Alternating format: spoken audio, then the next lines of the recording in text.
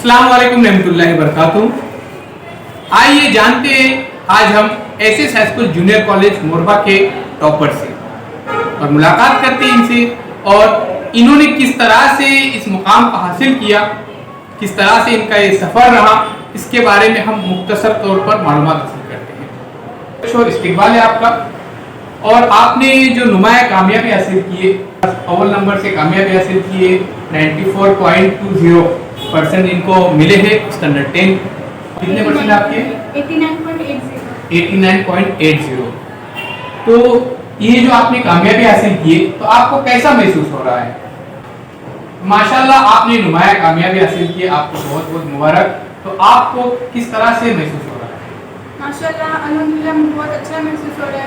School से घर से हमें मोटिवेट किए और इसी वजह से हम यहाँ तक पहुँचे, नुमाया कामयाबी अल्हम्दुलिल्लाह। तो सफा आप बताइए, आपने इस स्कूल के अंदर कौन सी क्लास में दाखिला हासिल किया था? 5वीं जमात। और आपने? 7वीं जमात। तो इससे पहले आप कौन से स्कूल में थे? इंग्लिश में। आप दोनों इंग्लिश स्कूल से यहाँ पे आए थे। तो देखिए नाजरीन, यहाँ पे जो ये बच्चे आए ये इंग्लिश मीडियम स्कूल से हमारे SS high school junior college Morba semi English में दाखिला लिए थे और वाकई काबिल तारीफ की बात है कि इन्होंने इस स्कूल में आने के बाद यहाँ पे टॉप पोजीशन भी हासिल की है।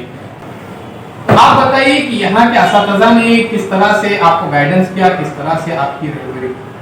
मैं जब 5th में आई थी तो मेरा उर्दू था बेसिक पर क्लियर, पर इतना नहीं था ग्रामर वगैरह के लिए। तो खासकर मेरे को उर्दू में बहुत यहाँ पे सपोर्ट किए, ग्रामर में खासकर, जैसे कि कुछ कॉन्सेप्ट नहीं समझा तो उसको इंग्लिश में बता के फिर वैसे कॉन्सेप्ट क्लियर किए गए। मैथ्स सेमी इंग्लिश होने की वजह से वो एक एडवांटेज था। उसके बाद 6th में साइंस वो और डबल एडवांटेज, इसलिए मुझे लगता है ये कामयाबी में मेरे वो एक बहुत अहम। तो आप बताइए यहाँ पे आने के बाद फायदा हुआ या नुकसान हुआ, इस बात को किस तरह से आप सोचते हैं? बहुत फायदा हुआ हमारा। अगर उस स्कूल में रहते तो हम इतना नहीं होता कि हम टॉप करते, ये रहते हमें बहुत फायदा हुआ। जी अल्हम्दुलिल्लाह, आपको अच्छी तरह से रहबरी की गई है जिसकी वजह से आप दोनों का बहुत ही अच्छी तरह से फायदा हासिल हुआ। तो आप अपने छोटे भाई बहन या आने वाले जो स्टूडेंट्स हैं इनको क्या पैगाम देना चाहते हैं इस स्कूल के बारे में? सर मैं उनको यही सजेस्ट करूँगी कि उर्दू मीडियम में यानी अपनी मादरी ज़बान, क्योंकि जैसे दिन ब दिन इंग्लिश का रुझान बढ़ता है लेकिन हमारी मादरी ज़बान का रुझान कम होते जा रहा है। लेकिन हमें हमारी मादरी ज़बान में जैसे हमको रिस्पॉन्स देने में, डाउट पूछने में, कुछ भी करने में हमको ज़्यादा फ्री हम महसूस करते हैं। उसी मुकाबिल हम इंग्लिश में उतना अच्छे से हमारे कॉन्सेप्ट क्लियर नहीं हो सकते। उसी के तो साथ हम लोग का ग्रामर वगैरह हम मतलब इन शॉर्ट की हमारे मादरी ज़बान में ही तालीम हासिल करनी चाहिए। जो बात आपको समझ में नहीं आती है वो आप आपके मादरी ज़बान में आसानी के साथ खुलकर बातचीत करते थे, जिसकी वजह से आपका कॉन्सेप्ट जो रहता था वो क्लियर हो जाता था, है ना? सोशल स्टडीज जो था, जैसे कि हम जानते हैं कि सेमी इंग्लिश के अंदर मैथ्स और साइंस ये इंग्लिश में ही होता है और ऑलरेडी जो एक इंग्लिश सब्जेक्ट रहता है वो इंग्लिश में, इस तरह से मैथ्स, साइंस, इंग्लिश और हिंदी, मराठी, है ना? तो ये सब्जेक्ट इंग्लिश मीडियम में भी रहते हैं। लेकिन जो सोशल स्टडीज जो था वो वहाँ पे इंग्लिश में था और यहाँ पे है वो उर्दू में था। तो इस तरह इसमें आपको किस तरह से समझ में आया? हमको टीचर्स ने बहुत फोकस करके हमें बहुत इंग्लिश में हमको बहुत टाइम लेके मतलब वो परफेक्ट लर्न करना पड़ता था। उसी के मुकाबले में उर्दू में हम खुद से आंसर लिख सकते थे सेंटेंस बना के, तो वो एक एडवांटेज था। इससे टीचर जो समझाते थे उसे माइंड में रख के हम कौन से भी आंसर लिख सकते थे, इसलिए फायदा। जैसे कि उर्दू जो एक मजमून था ये आपके लिए नया था, तो उर्दू के ताल्लुक से आपकी किस तरह से रहबरी की गई, किस तरह से गाइडेंस किया गया, किस तरह से बेसिक नॉलेज दिया गया? उर्दू में जैसे पर्सनल रिस्पॉन्स लिखने का तो वो हमारी मादरी ज़बान होने की वजह से वो हम खुल के लिख सकते थे। उसके बाद ग्रामर में थोड़ा स्टार्टिंग में प्रॉब्लम हुआ, लेकिन उसके बाद जैसे टीचर्स ने थोड़ा ज़्यादा फोकस करके बताया, हमने ज़्यादा फोकस किए तो उस वजह से ग्रामर अच्छा हुआ। और उसके बाद पर्सनल रिस्पॉन्स में भी अच्छा लिख सकते थे, वो एक एडवांटेज था। एक दो बार जो पढ़ के हो जाता था अच्छे से लिख पाते थे, इसलिए टीचर्स ने भी बहुत हमें फोकस कराया पढ़ाया, इसलिए हो गया। जी आगे आप फ्यूचर में क्या करना चाहते हैं? 11th 12th साइंस यहाँ सेम 11th 12th इसी स्कूल से करें। माशाल्लाह। तो इसी स्कूल को जो आपने कॉलेज को यहाँ पे जो चॉइस किए, इसके पीछे क्या रीज़न? यहाँ का स्टाफ एक्सपीरियंस है। उसके बाद हम जानते हैं कि यहाँ पे बहुत अच्छे से कराए जाते हैं एज़ कम्पेयर टू अदर बाहर जाने से। और माहौल भी अच्छा है यहाँ का। तो देखिए नाज़रीन, जैसे कि यहाँ पे बच्चों ने उनको बताया कि यहाँ का जो माहौल जो बहुत बेहतरीन है और यहाँ का स्टाफ जो है वाकई काबिल तारीफ है।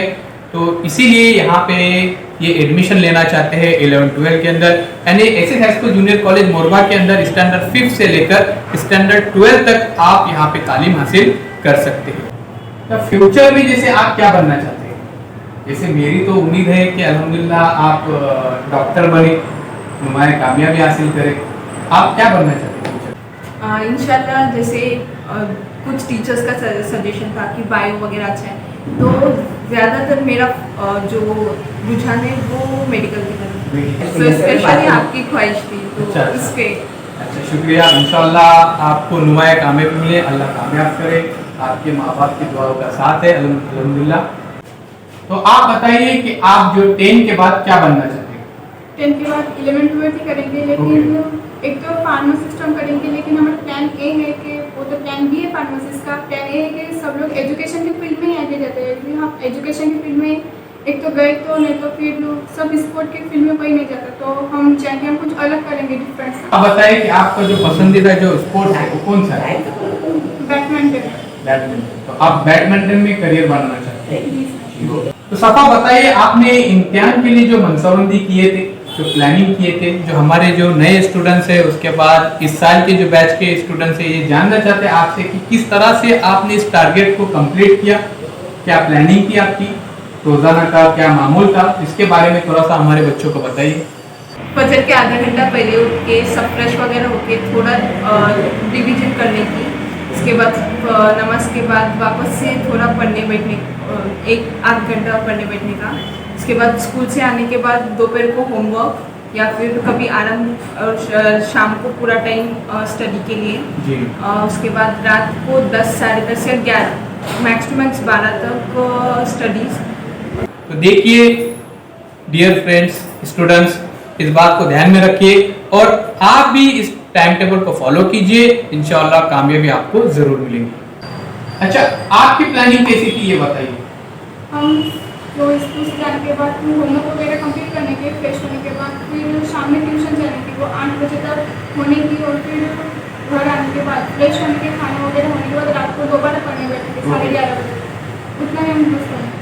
अच्छा, एक लास्ट क्वेश्चन है कि यहाँ की जो असातिज़ा है, यहाँ की जो टीचर्स है, इनके बारे में आपकी क्या राय है? सर, असातिज़ा बहुत सपोर्टिव है, चाहे वो एकेडमिक में हो या को करिकुलर में हो, और जो कुछ भी कभी भी उनको डाउट पूछे तो वो सॉल्व करने के, चाहे वो एकेडमिक हो या को करिकुलर।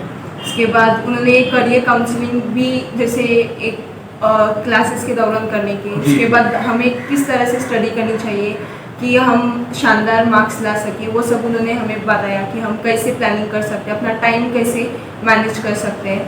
उसके बाद हमको बताइए कि इम्पोर्टेंट क्वेश्चंस कौन से होते हैं, किस टाइप के क्वेश्चंस पूछे जाते हैं।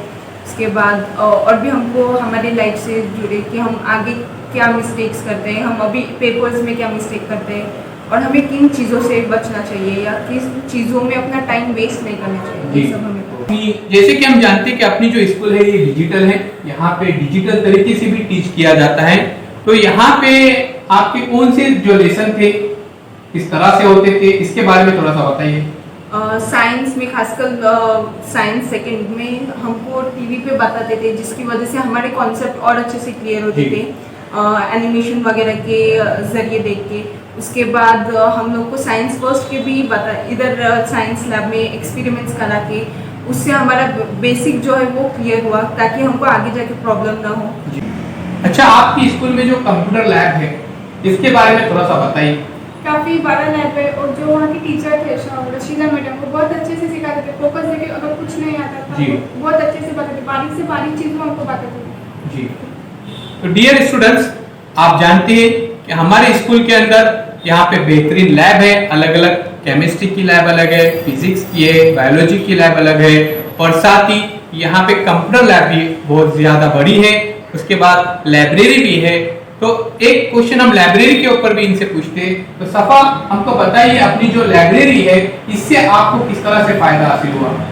सर बहुत फ़ायदा हुआ, क्योंकि बाहर अगर हम खरीदे बुक्स तो वो ज़्यादा होता है, लेकिन ऑफ पीरियड में या फिर रेसेस में, और यहाँ से लाइब्रेरी से हमें घर पे भी लेके जा सकते थे, चाहे वो लिटरेचर की बुक्स हो या कोई भी साइंस या हिस्ट्री वगैरह की बुक्स हमें घर पे भी लेके जाने दिया जाता था। या फिर ऑफ पीरियड में हमको, या फिर कभी उर्दू के सर या इंग्लिश के सर हमें लेके जाते थे लाइब्रेरी में कि लिटरेचर की पढ़ो, उससे आपकी ज़बान अच्छी होगी और सेल्फ रिस्पॉन्सिबिलिटी। काफी अच्छा सपोर्ट रहा हमारे जावेद सर का आपके लिए, जिन्होंने वक्तन तो फक्तन रहबरी किए, और कोई भी अगर किताब की जरूरत होती तो वो किताब पढ़ने लिखने के लिए वो देते थे जी। अच्छा, एक आखिर में आप क्या मैसेज देना चाहते हैं इन बच्चों के लिए इस स्कूल के ताल्लुक से? अब ये स्कूल बहुत अच्छी है, हम जानते हैं कि हिस्ट्री स्कूल की बहुत अच्छी है, हमारे स्टाफ अच्छा है, स्टाफ एक्सपीरियंस है। उसके बाद दूसरे स्कूल जो बाहर जाने से अच्छा हमारे गांव के गांव में है, जिससे हमारा ट्रैवलिंग का टाइम बचता है, खर्चा बचता है, और एक गवर्नमेंट स्कूल है जिसकी वजह से हमें फीस वगैरह कुछ नहीं देना पड़ता। उसके बाद बुक्स का भी कॉस्ट नहीं होता, और हमारे टीचर्स खासकर बहुत सपोर्टिव है, किसी भी मामले में हो वो, और किसी भी चीज़ से हम के लिए हमें सपोर्ट करते हैं। जी जी। यहाँ पे स्कूल का सब कुछ अच्छा है, एक्सपीरियंस भी है, तो माहौल भी अच्छा है सब, तो आप लोग जरूर आइएगा। डियर फ्रेंड्स, आज हमारे साथ है SS high school junior college Morba के एक बेहतरीन और एक एक्टिव तालिबे इल्म राज ओहल। तो आइए अब हम जानते हैं इनके बारे में और इनकी क्या राय है इनके स्कूल के बारे में। तो चलिए शुरू करते हैं। नमस्कार, माझे नाव राज संदेश ओव्हाळ। मी इयत्ता 5वी पासून ते इयत्ता 10वी पर्यंत एसएस हायस्कूल व ज्युनियर कॉलेज मोरबा तालुका माणगाव जिल्हा रायगड येथे शिक्षण घेतलं व यंदा झालेल्या मार्च 2023 एक्झामिनेशन मध्ये एसएससी मध्ये मी 87.20% प्राप्त करून आमच्या शाळेतून मराठी माध्यमातून द्वितीय स्थान प्राप्त। बरेच काही माझ्या शिक्षकांकडून, म्हणजे फक्त मराठी माध्यमातून नाही तर जेवढे उर्दू माध्यमाचे शिक्षक आहेत त्यांच्याकडून मी बरेचसे शिकायला मिळालं, बरेचसं मार्गदर्शन मिळालं। माझे काही विषयांमध्ये मी कच्चा होतो, उदाहरणार्थ विज्ञान विषय जो आहे तो माझा थोडासा कच्चा होता, त्या विषय मला थोडासा जड वाटायचा, पण त्या विषयांवर सुद्धा या शिक्षकांनी जास्त जोर दिला आणि त्या विषयांमध्ये सुद्धा मी चांगला स्कोर करू शकलो। तर त्याच्यात माझ्या शिक्षकांची मुख्य भूमिका आहे। म्हणजे थोडक्यात सांगायचं झालं तर हा जो माझं यश आहे त्याच्यात माझ्यापेक्षा जास्त वाटा आहे शिक्षकांचा, असं मी मानतो। कधी तुम्हाला शिक्षणामध्ये अडचणी येत असले अशा वेळी कशी मार्गदर्शन आपल्या शिक्षकांनी केली त्याबद्दल थोडक्यात सांगा। तर मार्गदर्शनाचं सांगायचं तर अडचणी तसं नेहमीच येत असतात, पण मार्गदर्शनासाठी काही ठिकाणी स्वतःच्या वेळात वेळ काढून आमच्यासाठी एक्स्ट्रा वेळ दिला, जास्त वेळ आमच्यासाठी दिला, स्वतःचं काम जे आहे ते थोडं बाजूला ठेवलं आणि आम्हाला शिक्षणाला प्राधान्य दिलं, आमच्या शिकवणीकडे जास्त लक्ष दिलं। जसं मी मागाशी म्हणालो की विज्ञान विषय आमचा कच्चा होता, तर त्यासाठी जे आमचे विज्ञान विषयाचे शिक्षक आहेत पठाण सर, त्यांनी लक्ष दिलं। आमचे जे वडेकर सर आहेत, चितळे सर आहेत, त्यांनी लक्ष दिलं, आणि आमचे वर्ग शिक्षक होते मुख्यतः नवगणे सर, त्यांचे एक वेळोवेळी अमूल्य मार्गदर्शन आम्हाला मिळत राहील। तुम्ही या शाळेमध्ये कुठल्या वर्गातला प्रवेश घेतला होता? मी इयत्ता 5वी पासून या शाळेमध्ये होतो आणि 5वी पासून ते 10वी पर्यंत, सन 2017-18 ते 22-23 दरम्यान, म्हणजे एक 6 वर्षाचा एक भला मोठा कालावधी मी या शाळेमध्ये होतो, आणि एक काय म्हणतात की एक वेगळंच नातं झालं होतं या शाळेसोबत। येणारे आपले जे नवीन विद्यार्थी आहेत, जे शिकत आहेत प्रायमरीमध्ये, त्यांच्यासाठी आपल्या या शाळेबद्दल काय तुम्ही मेसेज देणार? तसं सांगायचं झालं तर प्रत्येक मुलाला, काही मुलांची मनस्थिती अशी असते की त्यांना शाळा ही कैद वाटते, तर त्या मुलांना मला सांगावंसं वाटतंय की ही जी आहे ती कैद नाहीये, हे खूप मोठी, म्हणजे काय म्हणतात की ज्यावेळी आम्ही आज या शाळेपासून दूर गेलो तेव्हा आम्हाला जाणवते की ही कैद नाही, हा स्वर्ग होता। सोन्यासारखे शिक्षक होते, मित्र होते, पण आता त्या सर्वांपासून लांब जाताना असं वाटतंय की काहीतरी म्हणजे या आयुष्यातला एक भला मोठा कालावधी इथे घालवलेला आहे। तर आता दुःख होतंय, पण जे नवीन विद्यार्थी त्यांना फक्त एवढं सांगेन की शिक्षक जे आहे ते आपल्यासाठीच मेहनत घेत असतात, त्यांचा राग धरू नका किंवा रुसवा धरू नका, ते स्वतःच्या वेळात वेळ काढून आपल्यासाठी वेळ करत आहेत। आपल्याला आता त्यांचं थोडंसं राग येईल, पण नंतर आपल्या जेव्हा जाणीव होते तेव्हा वाटतं की नाही, त्या शिक्षकांनी आपल्यासाठी जे मेहनत केलेली आहे त्याचं चीज करणं किंवा त्या याच्यावर कुठेतरी खरं उतरणं ही आपली जबाबदारी। SS high school junior college Morba ही एक डिजिटल शाळा आहे, तर अशा प्रमाणे आपल्या शाळेत कशा पद्धतीने आपल्याला मार्गदर्शन केलं गेलं आहे?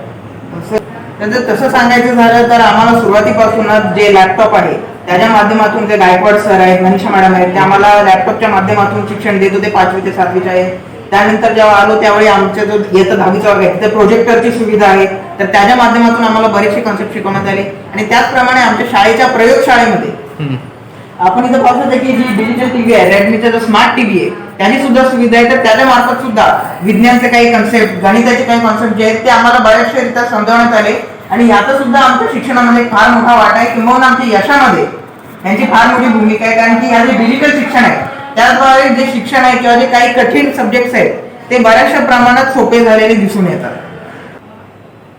तो इस एडमिशन के बाद आपका यहाँ पे आने का फायदा हुआ, किस तरह से आप इस बारे में सोचते हैं? सर वैसे देखा जाए तो फायदा तो बहुत हुआ, क्योंकि जो मतलब जो फर्स्ट से लेकर फोर्थ तक जो था, मैं पहले जो था प्री प्राइमरी स्कूल में था, तो वहाँ पर ऐसा लगता था कि दुनिया इतनी ही है, ऐसा लगता था बस क्या 10 बजे आना है 5 बजे घर जाना है, इतनी दुनिया है. लेकिन जब यहाँ पर आया जो नॉलेज की जो बाउंड्रीज थी वो खुल गई जी, नॉलेज की बाउंड्रीज थी वो खुल गई, और तब पता चला कि नहीं दुनिया ऐसी भी है. इस चीज को ऐसे एंगल से भी देखा जा सकता है. अगर प्री प्राइमरी स्कूल में जो चीज ऐसी है वो ऐसी ही है, इसे एक्सेप्ट करने की आदत लग गई थी. लेकिन जब यहाँ आया तब बहुत से सवाल मन में आने लगे. जैसे जैसे बड़ा होता गया, यहाँ पर आया देखा तो मतलब ऐसा लगा कि यार नॉलेज की तो कोई लिमिट ही नहीं है. टीचर्स को देखता, अपने फ्रेंड्स को देखता तो लगता है नॉलेज की तो यहाँ पर कोई लिमिट ही नहीं है. हर दिन हर रोज कुछ सीखने से, और सिर्फ किताबी नॉलेज नहीं, बहुत सी ऐसी बातें जैसे स्पोर्ट्स है, एक्स्ट्रा करिकुलर एक्टिविटीज है, उनमें से बहुत कुछ सीखने को मिला. Speech competition, science exhibition, annual sports, annual days, ऐसे मतलब जो एक्टिविटीज थी वहां पर से भी बहुत कुछ सीखने को मिला. और जो मेरा कैरेक्टर है, हम कहते हैं कि बात करने का जो शौर होता है वो भी मेरा बहुत अच्छी तरह से डेवलप हुआ यहाँ पर आने के बाद. तो ऐसी सब बात है. मतलब यहाँ पर आने के बाद मेरा मतलब अगर देखिए तो किताबी तरीके से भी फायदा हुआ है, और जो मेरा कैरेक्टर डेवलप होता है उसमें भी बहुत बड़ा रोल जो है वो स्कूल का. तो हमारे स्कूल में जैसे कि हम जानते हैं कि यहाँ पे हर मजहब के लोग, हर मजहब के बच्चे यहाँ पे एजुकेशन हासिल कर रहे हैं. कोई भी मजहब हो उनको एक ही नज़र से देखा जाता है और रहबरी उनको की जाती है, गाइडेंस किया जाता है. तो इस बारे में आप क्या सोचते हैं कि आपको ऐसी कोई तकलीफ यहाँ पे पेश आई क्या? बिल्कुल नहीं जी, मुझे लगता है कि ऐसा लगता है कि ये जो मजहब है या फिर धर्म है वो सब क्या है, जब यहाँ पर आए पर्दे ऐसा लगता है कि क्या है, वो भी समान है और मैं भी समान हूँ. हम दोनों में कोई फर्क तो है नहीं, बस ज्यादातर फर्क होगा वो लैंग्वेज का, जो भाषा है उनकी फर्क है. बाकी जो मेरे फ्रेंड्स थे या फिर टीचर्स थे, कभी भी मतलब जो मजहब की दरार होती है वो उन्होंने आने नहीं दी कि अच्छा ये हिंदू है, ये मुस्लिम है, ये बौद्ध है. बिल्कुल नहीं, सब बच्चे समान है और सब बच्चों को एक जैसा ट्रीट किया जाता है यहाँ पर. तो मैं सबको बताना चाहूंगा कि मेरा यहाँ पर 6 साल का एक्सपीरियंस है, मुझे ऐसा कभी भी नहीं लगा कि मेरे एजुकेशन में या फिर और एक्स्ट्रा करिकुलर एक्टिविटीज में किसी मजहब, किसी लैंग्वेज या फिर किसी मीडियम की बाउंड्री आई. हर बात में निष्पक्ष न्याय हुआ. मैंने बहुत से एक्स्ट्रा करिकुलर एक्टिविटीज में हिस्सा लिया जहाँ पर मैंने अच्छे से टैलेंट दिखाया. तब मुझे इस से जज नहीं किया गया कि मैं मराठी मीडियम का स्टूडेंट हूँ, मुझे जज किया गया मेरे टैलेंट से. और मुझे उस पर क्या मतलब बहुत नाज है कि मैं ऐसे स्कूल से पढ़ा हूँ जहाँ पर इतने अलग अलग मजहब के बच्चे पढ़कर भी सब में एकता है, यूनिटी है. वो मुझे बहुत अच्छा लगा.